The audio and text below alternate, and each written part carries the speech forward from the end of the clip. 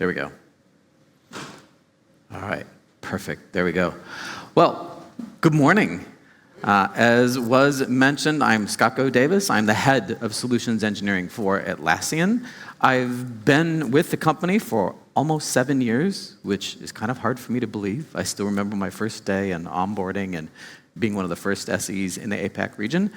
I'm based in Australia, originally from the US, but as Leon mentioned, this is actually my first trip here to Taiwan. So thank you for inviting us and finally getting us out your way. All right. I wanted to talk to you about, in addition to some of the solution areas that our other speakers will be covering, I wanted to talk to you a little bit on where we're going from an Atlassian perspective in terms of the platform itself, some of the new features, the investment areas, and because some of the things that I will be talking about are not all available today, our lawyers have asked me to kindly put up this disclaimer that says I will be talking about some features that are not GA, some things that are in beta, some things that are on roadmap, which means when they actually go live, they may push out. We do pretty well with hitting our targets, and our roadmap is public, has been for the last couple of years, but things can slip. So if I don't make any of those clear on what's available, what's not available, ask me, and I will do so in short order. I did see, and I know just enough Mandarin to be dangerous. I heard the question on who was on server, who's looking at cloud, and we have actually taken, I think, about 300,000 customers at this point, last I looked, to migrating them across to our cloud platform. We have actually, whether it's on-prem or in the cloud, 83% of the Fortune 500 use Atlassian products. So the use is quite extensive. It commonly involves Jira and Confluence and a number of other products that Leon talked about as well. But I want to talk to you about specifically moving to the cloud, some of the processes involved in going there, and some of the advantages of actually making that shift. The usual logo slide, I think we've got some in the APAC region here as well, a number of large accounts having done or started this migration as part of that. But more importantly, when I first started with the company, our only focus from an enterprise sales perspective was moving customers at that point to data center. We didn't even touch cloud. And it was back around 2018 when that changed. And at that point, our cloud environment looked very different. It had a number of limitations, a lot of outstanding feature requests, and we started with a much smaller subset of functionality. But over the last few years, we have moved from this backlog of items to ticking every box on that screen and having more planned out beyond that. So we've put a huge investment in this area. And I say that because if you've looked at the cloud 6 months ago, 12 months ago, 2 years ago, please look again. It is, as you would expect for a SaaS offering, it is a rapidly changing environment. We bucket our investment into a few different areas. Infrastructure that we'll get to a little bit, you expect as we take on servicing that environment, making sure that it's scalable, that we hit certain SLA markers like 99.95, that we'll continue to do that in increasing fashion over time. We're putting in a lot of additional data controls, which we've spoken to a number of different customers while we've been here in Taiwan, looking at different levels of access controls and managing APIs and tokens and user management. So that's obviously part of it. But we're also building in new experiences. And I did see the same video I'm about to show in the reel that was running while we were getting started. But I want to show it again. And I heard Leon talk about it being at Team 23. But I was in the audience when this announcement was made by Mike Cannon-Brookes in terms of where we're taking AI, artificial intelligence, and embedding it deeply across our platform.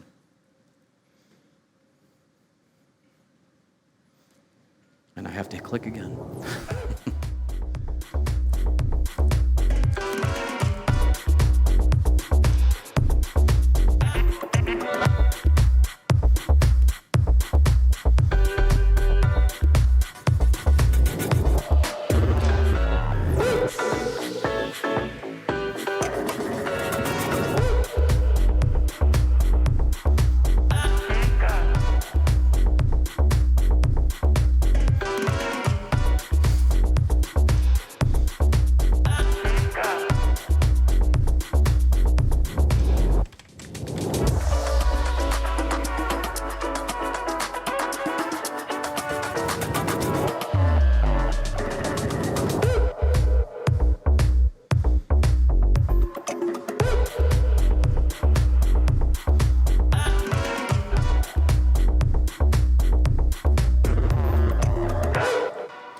This is some really cool functionality. And when I was in Las Vegas 4 months ago, and this was announced, everyone in the audience, you could hear an audible gasp with some of the features that were put out there.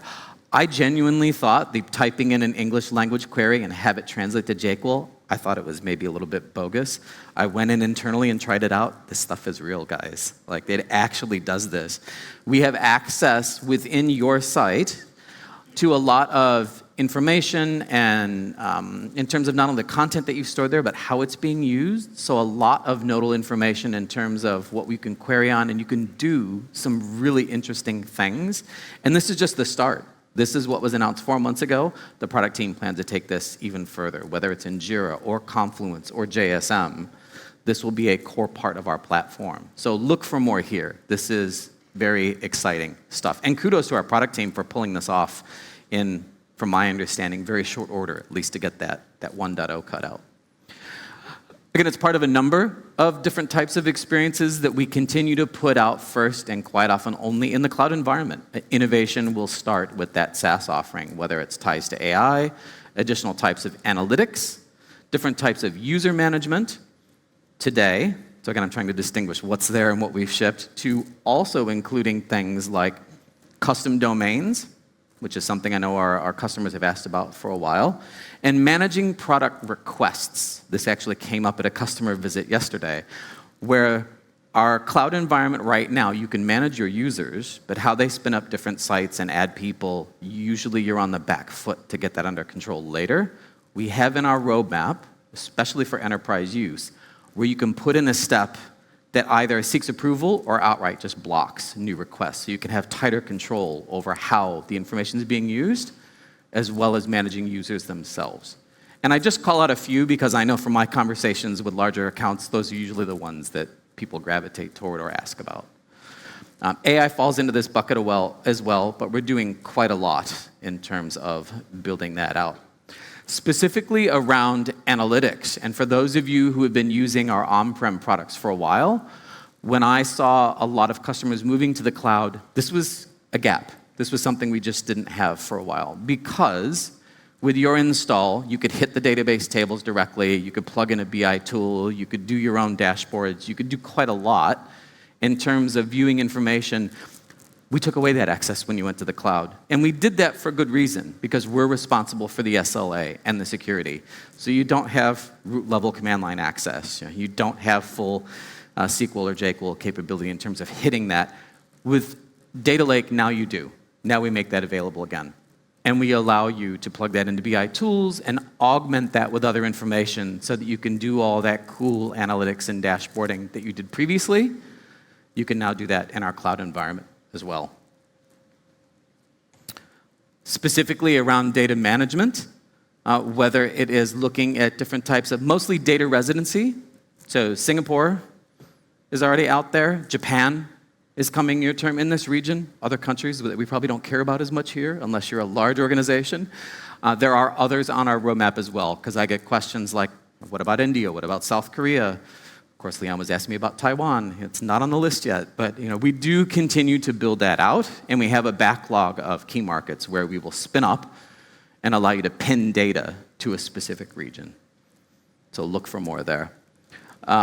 As well as being able to move beyond our standard encryption that we provide through Amazon, and having BYOK, bring your own key capabilities for Jira, which is in early access now, Confluence soon to come as well. And I know for large accounts, that's usually something you're quite keen on, having a little more control over, versus just using a centralized key store that we provide. Data loss prevention is another one in terms of, and I think I'm stealing my own thunder from one of the next slides, but really getting across in a proactive way some of what might be occurring in your environment, whether it's from managing external users. So if any of you have looked at the cloud environment, you already understand how we can allow you to do a lot of how you're identifying, provisioning, and managing users on-prem. There's a cloud equivalent to that. The part of our platform is called Atlassian Access. And that's for managing people within your domain, your email domain. But quite often for big companies, you also have contractors and external companies that you want to give access to your site, But because of the way we had originally structured that, you couldn't directly control or determine what security processes they had to use when logging in. Now we're starting to allow that. And this is the first step with providing a one-time password to link that in and control those users more directly. We will continue to build that out as well, because this is another one that we see quite often, especially in larger organizations. And then once you get the user management under control, and everyone's using all the products, and everyone's happy that we moved across the cloud, at some point, somebody in IT or security says, hey, we think there might be some dodgy behavior happening, but we don't really know until long after the fact because we don't have as much access to the audit logs as we used to. This is why we put Beacon in place, which is another early access product, so it's in beta. But it allows you to move from more of a reactive footing, where you're just digging through logs and trying to see if anything bad already happened, to more of a proactive capability. And this also uses some machine learning and AI, where the system will actually let you know, hey, Leon downloaded 10 gigabytes of attachments in the last hour. You might want to have a chat with him and see what he's up to, as one example. So it allows you to get in front of that and really take security aspects from being mostly reactive to very proactive and tying into other products that fit in this space as well. So if you have concerns on this, take a look at Beacon. That's another common one for large use, as well as just additional access controls on how different extensions and different tokens can actually plug into different parts of data in your sites as well. So we're giving you more granular control versus having it be binary. We've done a lot in terms of infrastructure. You would expect for the company that built these products, and even though they are, I call them kind of distant cousins now, Jira Server to Jira Cloud, they do originate from a common code base. That fork occurred about 6 months before I joined the company, so distant relatives, but very different products at this point in terms of architecture, design, user interface. We went from a JVM monolith to a highly distributed microservices-based architecture that runs on AWS. And the UI is completely different. So again, one of the first steps in looking at this journey on potentially moving to the cloud is just spinning up a trial and having a look at the UI. The UI has been vastly improved. And I would say start there, have a look at that, and then understand through our partner or one of our employees that cover this area what the different major considerations are as you begin to look at that a bit more. In addition to which, we continue to scale the number of users that we support. So when we started focusing on this from the Atlassian side a few years back, we had a hard limit of 2K. We've now put that to 30, and we're about to go to 50,000 users in one instance. And we give you a lot more control and capability around that so that now we're at this point, and we continue to go even higher. I would hesitate to call 50K a soft limit because engineering would probably kill me, but I will say that we are having early conversations on what 100K would look like and what it takes to actually get that next order of magnitude up. As you would expect, when we start hitting this level, we get into some really weird edge cases on how data has to operate, security controls, policies. We're seeing it all. And much of that flows from our partners through my team in the region, and we help to give additional voice to what you're experiencing and what you need, especially in APAC. So yeah, have a chat with us at the right point if you've got any concerns on really giving up the keys on how you've managed and been able to do that on-prem. We make sure that you're across not only how we do it, but why that's better for you and why you should be comfortable with that. And if not, to call those out and see if that's something on our roadmap that we can change to address those. Speaking of which, these are just some interesting highlights that I pulled out on some of the newest shiny things that's happening in cloud. But it does typically beg the question, that's great, Scott, but how do we get there? Again, these are very different products. This is an actual migration. This is not you throw another URL in front of it and all the data just works. You are using tooling. You are exporting and importing information. You are analyzing, looking at functional gaps on any customizations you've done, because the APIs are different. Looking at any of the add-ons that you used, because their functionality varies. So there's a whole process in mapping that across.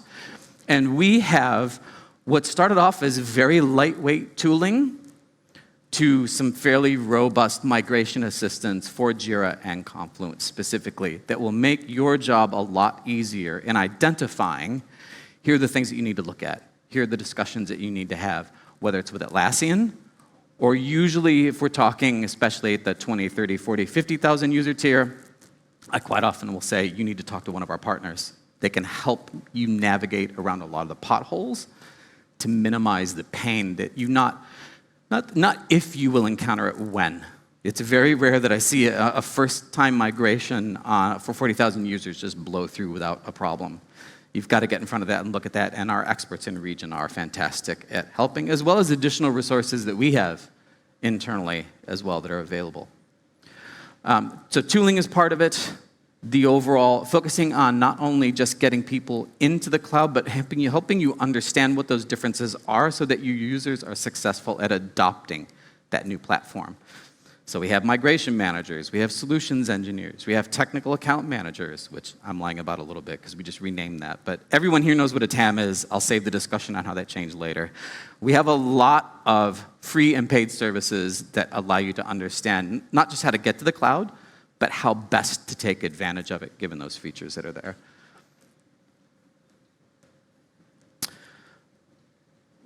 Let's see, on security. There are a lot of things through our tools and that our migration managers can point out to you as part of assessing where you're at on-prem, starting with looking at the state of your data today. How big is the database underneath Jira and Confluence? Do we need to make any modifications before we even point the migration tooling at it? Do we need to look for unusual behavior that needs to be changed after the fact? Because again, migrations are software, they're tools, they break here and there. How do we cross-check and verify all the pages are there, all the attachments are loaded? If you've got multiple terabytes of attachment, which I've seen with some customers, how can we preload that and separate it from the tooling so that it doesn't throttle and slow everything down? And how do we ensure every step of the way that we're verifying that things are getting across successfully? So we've got a number of checklists and tools, and most importantly for you, because this is a large space and one that changes pretty quickly on its own, we have for free cloud migration managers that will help guide you through this. You don't have to worry about understanding all the ins and outs. In fact, it's changed so much from when I dug into it that when a question comes up, I just ask one of them, because they're across it all, and this stuff changes rapidly, and they stay close to it. They know what these things mean and how to best navigate around it. So between us, the cloud migration managers, partners, you've got a lot of people looking over your shoulder to make sure you will succeed on this migration pathway. In addition to which, just when you start looking at if, when, and how you should be thinking of exploring cloud, we have a lot of documents out there that helps you understand what's a typical project definition, timeline, roles, what to expect from us, what we need from you. And these are based on repeatable patterns that we've seen for hundreds of thousands of customers now. And we make all of this available for you as a starting point. So have a look. Cloud trials are free. It doesn't hurt to spin it up and have a look. If you are serious in migrating near term, have a chat with anyone from either Linktech or Atlassian, because we do have kind of what I'll call extended trials, if it is something that you would want to do in the near term versus our standard trial that's available online. So a lot going on there, and I'll leave it to the other speakers to cover some of the solution areas and additional features as part of that. But I did want to touch on one thing that always comes up and has been coming up a lot this week as we've been visiting customers, which is just security. One of the first things that I point out when I have an initial conversation with a customer and they've indicated the timeline on migrating, we can talk about the tooling and the process and the differences, but at some point you need to have the chat with your InfoSec team. You need to talk to your security people. And they, I'm sure, will have a punch list of things that they will want to see satisfied before they hand those keys off on how that system will operate that has to be done to their satisfaction. Good news for those of you who are familiar is we layer on top of AWS, so we inherit a lot of those core security controls, and we have thoroughly documented all of our own processes around that to get a lot of certifications that I'll mention in just a couple of slides. We also have dedicated staff on my team and our corporate security team that can take any of those edge case questions and get you across what that looks like too. Because again, now that we're hitting the 50,000 user mark, we are getting some really weird, intricate edge case scenarios that people need answers to. So we have a lot of information on that. Don't think you have to do the evaluation on your own. I usually push for engaging your security team first so that we can engage them while you guys have a look at the products and the process around that as well. Security for us, not surprisingly, is massive, right? If our site goes down, that stuff makes the news. You know, this is like any other SaaS product. We are well and truly incented, both from a public perspective as well as from a financial guarantee perspective. There are certain tiers of our cloud offering where we guarantee the SLA, and if we break that, we'll credit you money. So we have, in every sense of the word, a vested interest in making sure that this product continues to scale and operate well. And we do that from a few different angles and teams. Firstly, for me, because it's been a while since I've been a developer, but I do have a computer science degree, and when I was still building applications on the cloud, just knowing that it's built on AWS already answered a lot of questions for me. I understand what that environment looks like. I get the controls. I just need to look through the delta in terms of what Atlassian's take is, and maybe some architectural specifics moving from a monolithic app to a microservice-based design, and just understanding what that shift looks like as well. This is probably the geekiest slide I'll put up here, because this can be its own conversation. But suffice it to say, again, Jira Cloud or Confluence Cloud versus on server, very different design. And we've re-architected quite a bit to make it scale, to run across multiple nodes, to be highly available across multiple regions, to provide data residency in certain environments. We've done a lot. And by we, I mean engineering. I wasn't involved in that. Our product and engineering team have done an amazing amount of effort to pull this off. And we can have that chat with whoever needs to be across those details as well. We also have, as of, I think 6 years ago now, 200 individuals from our corporate security team that fill a number of roles that just look at how do we break this? You know, how can we do all the bad things before they actually happen to our environment to make sure our SaaS offering is as rock solid as possible? So we have 12,000 employees overall. We have 200 that are focused just on this. Their only job is reporting to our trust officer and focusing on these types of capabilities. And when there's an instance or an issue, and we've had these happen, we're very open and public about what happened, what we're doing, what we learned in true ITSM fashion, as we'll hear about later. You know, we do a retro. We make a lot of that information available.